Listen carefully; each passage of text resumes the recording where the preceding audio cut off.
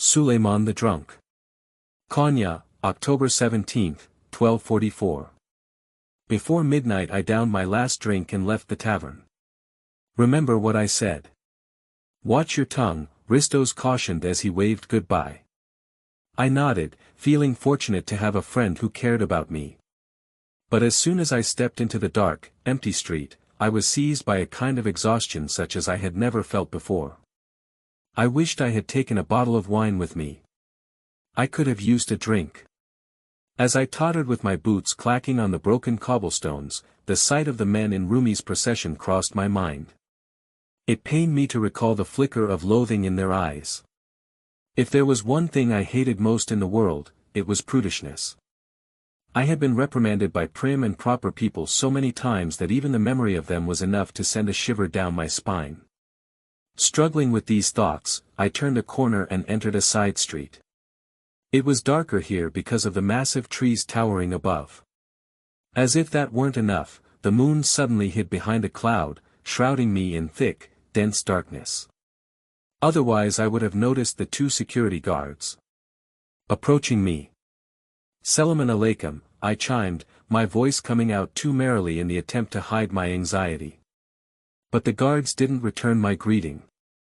Instead they asked me what I was doing out on the streets at this late hour. Just walking, I mumbled. We stood face to face, anchored in an awkward silence pierced only by the howling of dogs far away. One of the men took a step toward me and sniffed the air. It stinks around here, he blurted out. Yeah, it reeks of wine, the other guard confirmed. I decided to treat the situation lightly. Don't worry yourselves. The stench is only metaphorical. Since it is only metaphorical wine that we Muslims are allowed to drink, the smell must also be metaphorical. What the hell is he raving about? The first guard grumbled. Just then the moon came out from behind the cloud, covering us with its soft, pallid light. I could now see the man facing me. He had a square face with a protruding chin, ice-blue eyes, and a sharp nose. He could have been handsome were it not for his lazy eye and the permanent scowl on his face.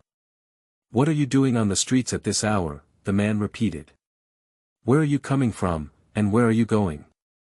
I couldn't help it. These are profound questions, son. If I knew the answers, I would have solved the mystery of our purpose in this world. Are you making fun of me, you filth? The guard demanded, frowning, and before I knew what was happening, he took out a whip, cracking it in the air. His gestures were so dramatically exaggerated that I chuckled. The next thing he did was to bring the whip down on my chest. The strike was so sudden that I lost my balance and fell. Perhaps this will teach you some manners, the guard retorted as he passed his whip from one hand to the other. Don't you know drinking is a major sin? Even when I felt the warmth of my own blood, even as my head swirled in a sea of pain, I still couldn't believe I had been lashed in the middle of the street by a man young enough to be my son. Then go ahead and punish me, I retorted. If God's paradise is reserved for people of your kind, I'd rather burn in hell anyhow. In a fit of rage, the young guard started to whip me with all his might. I covered my face with my hands, but it didn't help much. A merry old song popped into my mind, forcing its way past my bloodied lips. Determined not to show my misery, I sang louder and louder with every crack of the whip, kiss me, my beloved, peel my heart down to the core, your lips are as sweet as cherry wine, pour me some more. My sarcasm drove the guard into a deeper rage. The louder I sang, the harder he hit. I would never have guessed there could be so much anger piled up inside one man. That's enough, Baybars. I heard the other guard yell in panic. Stop it, man. As suddenly as it had started, the lashing stopped. I wanted to have the last word, say something powerful and blunt, but the blood in my mouth muffled my voice. My stomach churned, and before I knew it, I vomited. You are a wreck, Baybars reprimanded. You have only yourself to blame for what I did to you. They turned their backs on me and strode off into the night. I don't know how long I lay there. It could have been no more than a few minutes or the whole night. Time lost its weight, and so did everything else. The moon hid behind the clouds, leaving me not only without its light but also without a sense of who I was. Soon I was floating in limbo between life and death and not caring where I would end up. Then the numbness started to wear off, and every bruise, every welt, every cut on my body ached madly, washing me with wave after wave of pain. My head was wobbly, my limbs sore. In that state I moaned like a wounded animal. I must have blacked out. When I opened my eyes, my salwar was drenched in urine and every limb of my body ached dreadfully. I was praying to God either to numb me or to provide me with drink when I heard footsteps approaching. My heart skipped a beat. It could be a street urchin or a robber, even a murderer. But then I thought, what did I have to fear? I had reached a point where nothing the night could bring was scary anymore. Out of the shadows walked a tall, slender dervish with no hair. He knelt down beside me and helped me sit up. He introduced himself as Shams of Tabriz and asked my name. Suleiman the drunk of Konya at your service, I said as I plucked a loose tooth from my mouth. Nice to meet you. You are bleeding, Shams murmured as he started to wipe the blood off my face. Not only on the outside, but inside as well. Upon saying that, he took out a silver flask from the pocket of his robe. Apply this ointment to your wounds, he said. A good man in Baghdad gave it to me, but you need it more than I do. However, you should know that the wound inside you is deeper, and that is the one you should worry about. This will remind you that you bear God within you. Thank you, I heard myself stutter, touched by his kindness. That security guard, he whipped me. He said I deserved it. As soon as I uttered those words, I was struck by the childish whining in my voice and my need for comfort and compassion. Shams of Tabriz shook his head. They had no right to do that. Every individual is self-sufficient in his search for the divine. There is a rule regarding this: we were all created in his image, and yet we were each created different and unique. No two people are alike. No two hearts beat to the same rhythm. If God had wanted everyone to be the same, he would have made it so. Therefore, disrespecting differences and imposing your thoughts on others is tantamount to disrespecting God's holy scheme. That sounds good, I said, amazing myself by the ease in my voice. But don't you Sufis ever doubt anything about him? Shams of Tabriz smiled a tired smile. We do, and doubts are good. It means you are alive and searching. He spoke in a lilting tone, exactly as if he were reciting from a book. Besides, one does not become a believer overnight. He thinks he is a believer, then something happens in his life and he becomes an unbeliever, after that, he becomes a believer again, and then an unbeliever again, and so on. Until we reach a certain stage, we constantly waver. This is the only way forward. At each new step, we come closer to the truth. If Ristos heard you talk like this, he would tell you to watch your tongue, I said. He says not every word is fit for every ear. Well, he's got a point. Shams of Tabriz let out a brief laugh as he jumped to his feet. Come on, let me take you home. We need to tend to your wounds and make sure you get some sleep. He helped me get on my feet, but I could hardly walk. Without hesitation the dervish lifted me as though I weighed nothing and took me on his back. I warn you, I stink, I mumbled in shame. That's all right, Suleiman, don't worry. In this way, never minding the blood, urine, or stench, the dervish carried me along the narrow streets of Konya.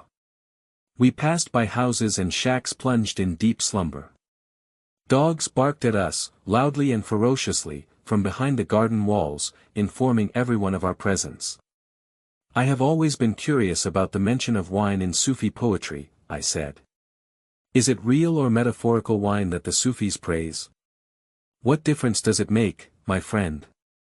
Shams of Tabriz asked before he dropped me off in front of my house. There is a rule that explains this: when a true lover of God goes into a tavern, the tavern becomes his chamber of prayer, but when a wine bibber goes into the same chamber, it becomes his tavern. In everything we do, it is our hearts that make the difference, not our outer appearances. Sufis do not judge other people on how they look or who they are.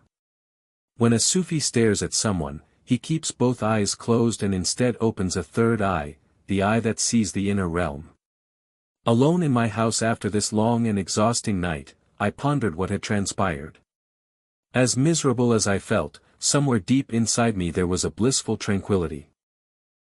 For a fleeting moment, I caught a glimpse of it and yearned to remain there forever. At that moment I knew there was a God after all, and He loved me. Though I was sore all over, strangely enough I was not hurting anymore. Ella. Northampton, June 3, 2008. Beach Boys tunes streaming through their open windows, university students drove past, their faces sporting early summer tans. Ella watched, numb to their happiness, as her mind reverted to the events of the past few days. First she had found Spirit dead in the kitchen, and although she told herself many times to be ready for this moment, she was seized by not only a profound grief but also a sense of vulnerability and loneliness, as if losing her dog had the effect of throwing her out into the world all by herself. Then she found out that Orly was suffering from bulimia and that almost everyone in her class knew about it. This brought a wave of guilt to Ella, leading her to have doubts about her relationship with her younger daughter and to question her record as a mother. Guilt was not a new element in Ella's repertoire of feelings, but this loss of confidence in her mothering was. During this time Ella started exchanging multiple emails with Aziz Zahara every day.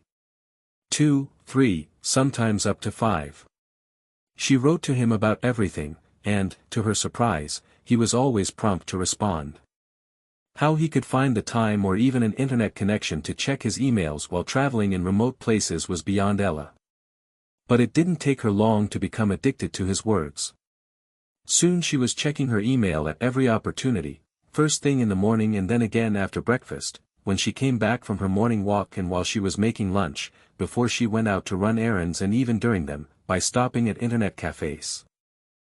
While she was watching her favorite TV shows, chopping tomatoes at the Fusion Cooking Club, talking on the phone with her friends, or listening to her twins rant about school and homework, she kept her laptop on and her mailbox open. When there were no new messages from Aziz, she reread the old ones. And every time she received a new message from him, she couldn't help breaking into a smile, half gleeful, half embarrassed by what was taking place. For something was taking place. Soon exchanging emails with Aziz made Ella feel that she was somehow breaking away from her staid and tranquil life. From a woman with lots of dull grays and browns on her life's canvas, she was turning into a woman with a secret color, a bright, tantalizing red. And she loved it. Aziz was no man for small pleasantries.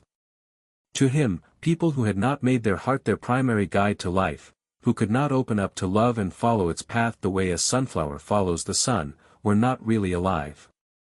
Ella wondered if this might put her on his list of inanimate objects. Aziz didn't write about the weather or the latest movie he had seen. He wrote about other things, deeper things, like life and death, and above all love. Ella was not used to expressing her feelings on such issues, especially to a stranger, but perhaps it took a stranger to make a woman like her speak her mind. If there was a trace of flirtation in their exchange, Ella thought, it was an innocent one that might do them both good. They could flirt with each other, positioning themselves in distant corners within the infinite maze of cyberspace. Thanks to this exchange, she hoped to regain a portion of the sense of worth she had lost during her marriage. Aziz was that rare type of man a woman could love without losing her self-respect. And perhaps he, too, could find something pleasing in being the center of attention of a middle-aged American woman. Cyberspace both magnified and mellowed offline behaviors, providing an opportunity to flirt without guilt, which she didn't want because she already had too much, and an adventure without risks, which she did want because she never had any. It was like nibbling on forbidden fruit without having to worry about the extra calories, there were no consequences. So maybe it was blasphemy for a married woman with children to write intimate emails to a stranger, but given the platonic nature of their relationship, Ella deduced, it was sweet blasphemy. Ella. Northampton, June 5, 2008. Beloved Aziz, in one of your earlier emails, you said the idea that we could control the course of our lives through rational choices was as absurd as a fish trying to control the ocean in which it swam. I thought about your next sentence a lot. The idea of a knowing self has generated not only false expectations but also disappointments in places where life does not match our expectations. And now it's time for me to confess, I'm a bit of a control freak myself. At least that's what people who know me best will tell you. Until recently I was a very strict mom. I had a lot of rules, and believe me, they're not as nice as your Sufi rules, and there was no bargaining with me. Once my eldest daughter accused me of adopting the strategy of a gorilla. She said I dug into their lives and from my trench I tried to capture every errant thought or desire that they might have. Remember the song, K Sarah, Sarah? Well, I guess it has never been my song. What will be, has never sat right with me, I just can't go with the flow. I know you're a religious person, but I'm not. Though as a family we celebrate the Sabbath every so often, personally I don't even remember the last time I prayed. Oops, I do now. In my kitchen just 2 days ago, but that doesn't count, because it was more like complaining to a higher self. There was a time back in college when I got hooked on Eastern spirituality and did some reading on Buddhism and Taoism. I had even made plans with an eccentric girlfriend to spend a month at an ashram in India, but that phase of my life didn't last long. As inviting as the mystic teachings were, I thought they were too compliant and inapplicable to modern life. Since then I haven't changed my mind. I hope my aversion to religion won't offend you. Please see it as a confession long overdue from someone who cares about you. Warmly. Ella. Dear Gorilla Ella, your email found me as I was getting ready to leave Amsterdam for Malawi. I have been assigned to take pictures of the people in a village where AIDS is rampant and most children are orphans. Now, if everything goes well, I'll be back in 4 days. Can I hope so? Yes. Can I control it? No. All I can do is take my laptop with me, try to find a good internet connection, and hope that I will live another day. The rest is not in my hands. And this is what the Sufis call the fifth element, the void. The inexplicable and uncontrollable divine element that we as human beings cannot comprehend and yet should always be aware of. I don't believe in inaction, if by that you mean doing nothing at all and showing no deep interest in life. But I do believe in respecting the fifth element. I believe we each make a covenant with God. I know that I did. When I became a Sufi, I promised God to do my part to the best of my ability and leave the rest to Him and Him only. I accepted the fact that there are things beyond my limits. I can see only some parts, like floating fragments from a movie, but the bigger scheme is beyond my comprehension. Now, you think I am a religious man. But I am not. I am spiritual, which is different. Religiosity and spirituality are not the same thing, and I believe that the gap between the two has never been greater than it is today. When I look at the world, I see a deepening quandary. On the one hand, we believe in the freedom and power of the individual regardless of God, government, or society. In many ways human beings are becoming more self-centered and the world is becoming more materialistic. On the other hand, humanity as a whole is becoming more spiritual. After relying on reason for so long, we seem to have reached a point where we acknowledge the limits of the mind. Today, just as in medieval times, there is an explosion of interest in spirituality. More and more people in the West are trying to carve out a space for spirituality in the midst of their busy lives. But though they intend well, their methods are often inadequate. Spirituality is not yet another dressing for the same old dish. It is not something we can add to our life without making major changes there. I know you like to cook. Did you know that Shams says the world is a huge cauldron and something big is cooking in it? We don't know what yet. Everything we do, feel, or think is an ingredient in that mixture. We need to ask ourselves what we are adding to the cauldron. Are we adding resentments, animosities, anger, and violence? Or are we adding love and harmony? How about you, dear Ella?